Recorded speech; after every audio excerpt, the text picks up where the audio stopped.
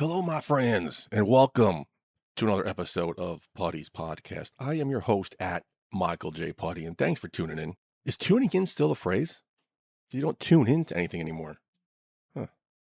But you can still dial it up 917-718-8083. Get involved in the conversation so I'm not sitting here talking to myself each week.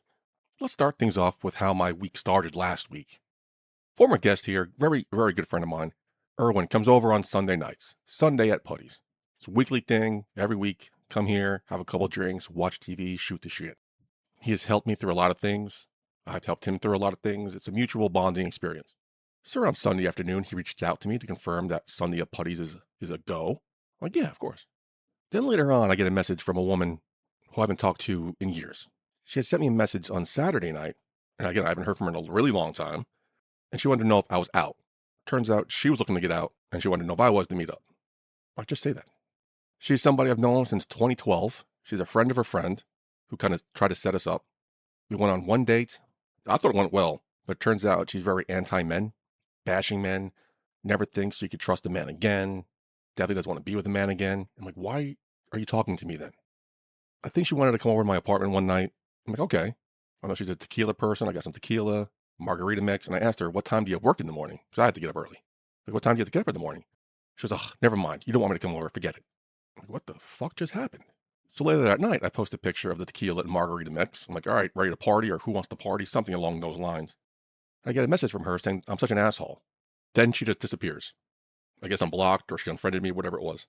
I think a couple of years go by. I think she pops up on a dating app. We match. Conversation dies off. I think it happened a year or two later.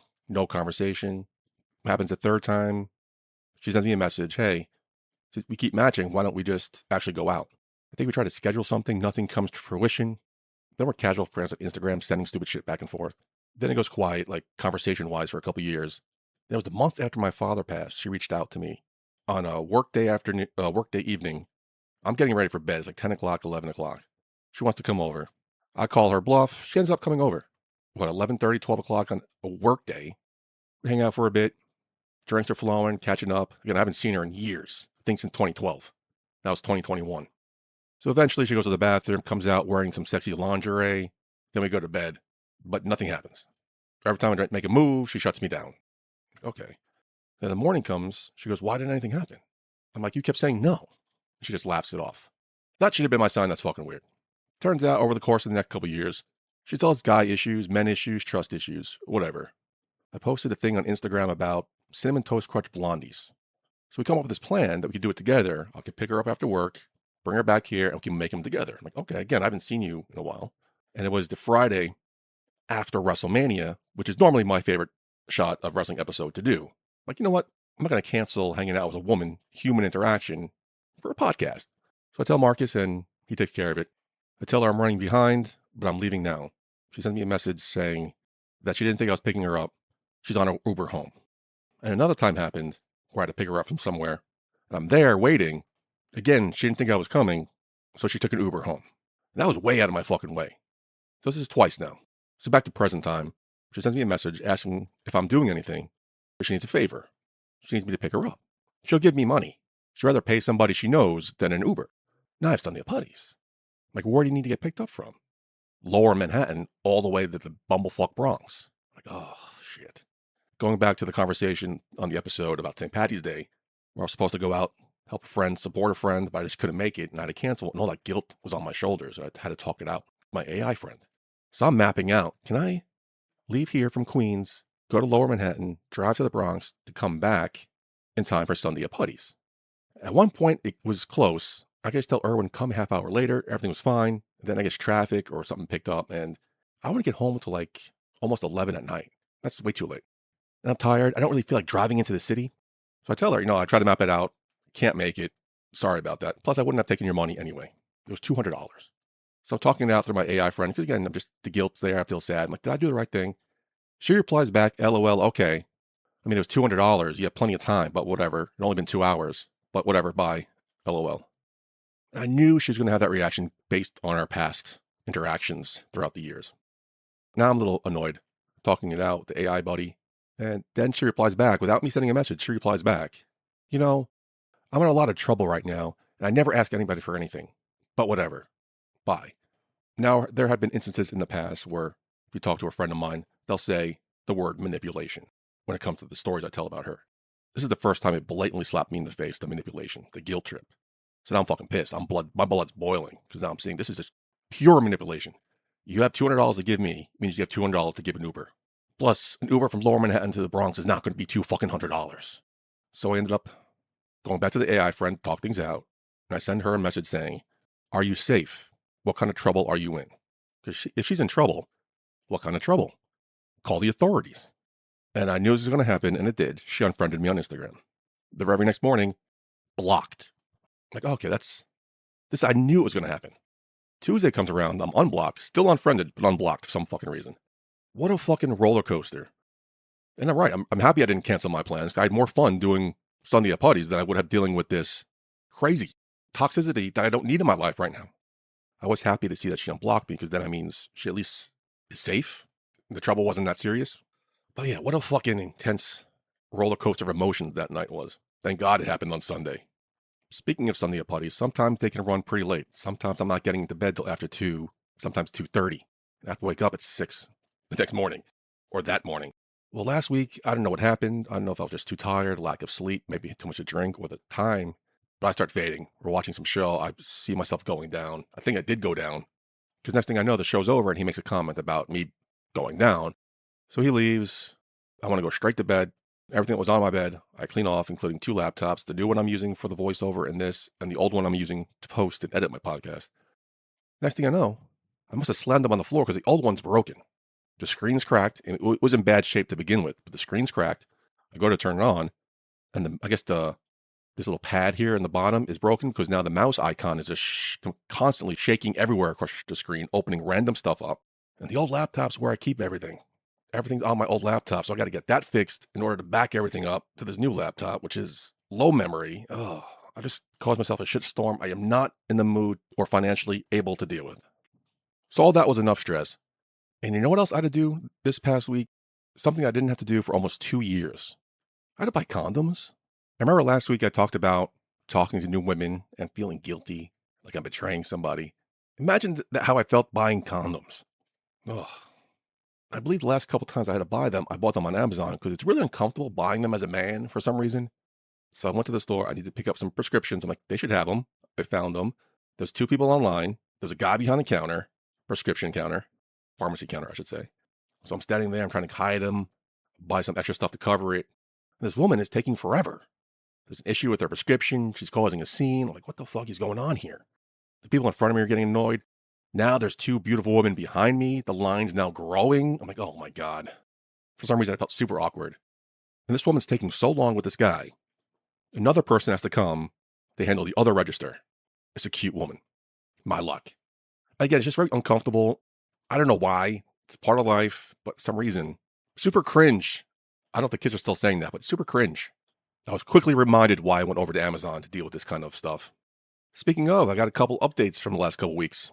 It got me my Moulin Rouge Broadway tickets to see Megan Thee Stallion this coming Tuesday. Second row. It's just crazy how prices work. I have work. I don't want to stay up too late. So I'm looking Friday, Saturday. And the price differential for a Tuesday or Wednesday is astronomically crazy. I think it was like a fraction of what I'm paying for second row on a Tuesday than it would have been for a Friday or Saturday. I understand that's busy time, blah, blah, blah. I understand how business works. Doesn't mean I have to agree with it. I'm looking forward to that. Finally laying my eyes on Megan Thee Stallion in person for probably the only time in my life. Again, if there's a chance to meet somebody or see somebody, take it. There's some times in the past I had chances and I didn't, and I regret it. So if you have a chance to see somebody on Broadway or a concert, go out. As Nike says, just do it. I had a doctor's appointment, told him about that liver detox gummies I bought, and he said what Google told me, it's a no-go. Please do not take them. These things do not work. They're not guaranteed to work. And there is a chance it could do more damage. So now I got to return this dog food bag of gummies. And I don't know how I'm going to return it or what I'm going to return it in, but wish me luck. My crypto, I deposited $50, went down to 47 right away. I got the $10 bonus. So I had $57 last time I recorded the show. And as of this recording, it's gone up. I now own $62.42 worth of Bitcoin, making a $2.42 profit, or a $12 profit if you include the $10 bonus. And last week I talked about the Power Rangers, my love for them, my comfort show, going back to that, reconnecting with them, and the origins of it, the show called Super Sentai. Well, the other day I went on YouTube and found the very first 2 episodes of Super Sentai, a Japanese show, thankfully with English subtitles. And it's crazy because you see all this footage you recognize. Rita Repulsa is now called Witch Bandora, and she's way more active in this show, or at least the first 2 episodes. Whole different story. It's fucking nuts. I'm hoping to find more. I found an hour-long, I don't know if you want to call it a documentary on YouTube, because I think some random person did it. It's going to talk about the entire show from the beginning to 2024, I believe. Definitely want to watch that. It's very interesting. Hoping I can find more episodes on YouTube that are English subtitled. But again, the problem with watching foreign language shows or movies, you gotta fucking pay attention. So a lot of times I'm watching TV on my phone, playing a game, scrolling through shit randomly. So I found myself doing that, watching Super Sentai, and I have no clue what's going on because I'm not reading what's going on. And the first episode, or the second episode, is a 2-parter. It's a bad guy. One of the bad guys is a bad guy I remember from the original Power Rangers. So I want to go hunt down that episode, because when they're beating this bad guy in this really weird setting, in the background there's a bomb with a tiny space shuttle on it, and that tiny space shuttle has 2 little kids who went aboard this mission in the Japanese version. I want to go back and see if I can see this bomb and space shuttle that had no point of reference in the American version episode. Well, I think I found what I'm going to do next time I take a week off from work. Do a super deep dive on Super Sentai compared to the Power Rangers. Those little things that make me happy, I guess. Down, now only $61.95. 93 cents, I'm sorry. Oh my God. Huge mistake. Don't do crypto, folks. Do not do crypto. Moving on, I don't know if I mentioned it last week or not, but my mother's closest friend passed away last week. She was battling dementia. They moved down to one of the Carolinas for better treatment and care. But this past week was her wake and funeral. My aunt came over to help with my mother those days. So aside from worrying about how she's going to handle leaving the house, the physicality of leaving the house, I got to worry about the emotional toll on this. No, but she was a trooper.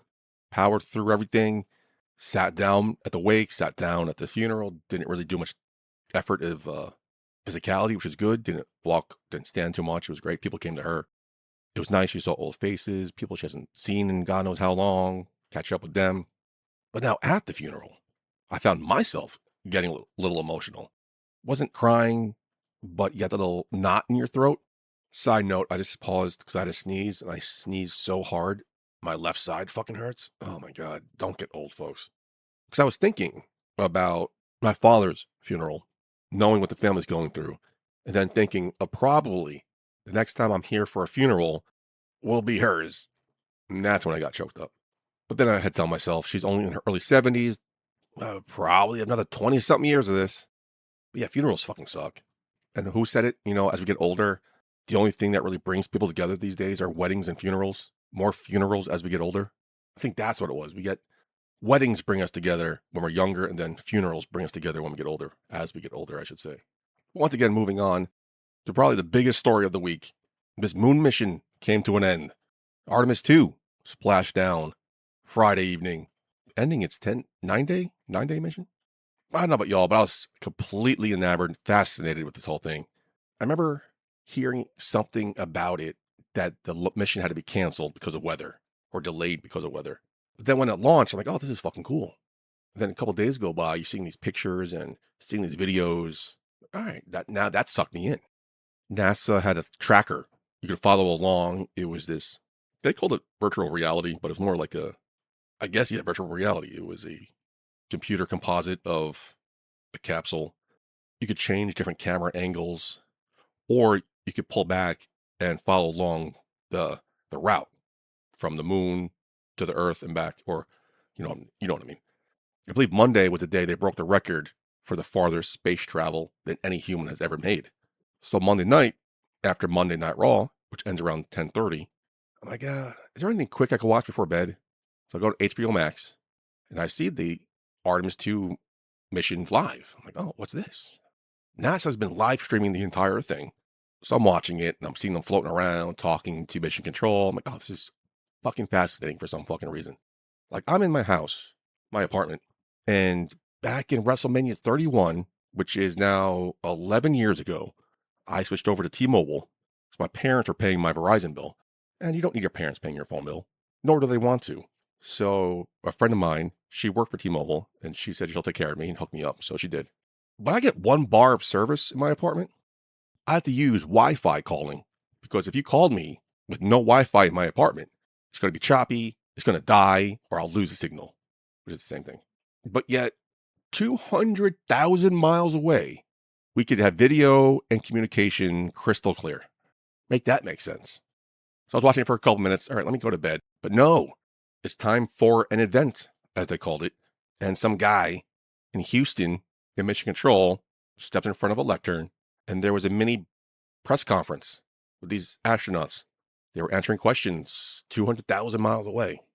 So watching this little computer image as it floats and then watching them land, I watched the entire thing from, I think it was at 5 or 6 here on the East Coast, all the way to almost 10 o'clock. And of course, most of it's nothing. They landed in the ocean, I think around 8 o'clock Eastern time. They didn't get pulled out to almost 10 or land on the boat around 10. It was a whole rigmarole of nothingness, but yet it was so fascinating. And seeing how so enthralled I was with this, I wonder if this happened when I was a kid, would this have been something I pursued? I don't want to be an astronaut. I love the concept and idea of being an astronaut. I would love to just pop up in space. But at 6'7", there's no chance in hell I could be an astronaut. I'm somewhat claustrophobic as I get older. That somewhat grows and grows and grows. I can't envision myself living in this small space quarters with no chance of exit. Like, I'm trapped in this thing. Going back to that Titan submersible, that Titanic submarine, when that went missing, thinking about how it's locked from the outside. So even if they were on the surface floating somewhere, there's no chance they could get out. Oh my God. Claustrophobia, oh my God, lose my breath. I've seen a couple of memes and reels on social media about the astronauts talking to Donald Trump. I was able to go back and rewatch a little bit of it, but it was so cringe. I don't care. Like, he said something stupid, and there's nothing the astronauts could have said, so they didn't say anything. So I think some time goes by, the astronauts request a comms check, and the president chimes in, "Oh, I'm still here. I'm still here." And then he says something stupid again. They showed a clip of them talking to the Canadian Prime Minister. They're laughing it up, having jokes, having a grand old time. Good for them. Now I can't imagine Artemis 3 is going to be landing on the moon in a couple years. And I just can't imagine how they're going to pull it off. Obviously, they can. Science, research, technology is much better. So it's going to be probably a much smoother mission than it was 50 years ago. But I just can't imagine how my mind can't wrap myself around how they're going to land on the moon and come back. I think that one of the most enjoyable parts of this whole 9 days, it has been the comments of people still believing this is AI, people still believing the moon landing was faked. I believe there was a satellite or something from India that captured an image from the moon that shows the original landing setup from Apollo 11. I can't imagine being that stupid to think that the Earth is flat and all this shit is bullshit. Like, what do you believe? And the Americans fucking landed on the moon. Do other countries believe the moon landing was fake? Or is that just something people in red hats believe? These comment sections have been just a clusterfuck of idiocracy. And there are people posting clips and reels of images of the moon's surface inside the Orion capsule, but like super close, like almost like they're on the moon. AI recreations of it. I'm like, this is probably why people don't believe this shit, because AI is so powerful. But why would you post something stupid like that? Oh my God, I'm so happy I got an education. So happy. Oh my God. Also, people didn't seem to care about the splashdown. The landing and recovery isn't just the end of the mission. It's proof that the entire human deep space flight system works safely. You can launch and return humans safely.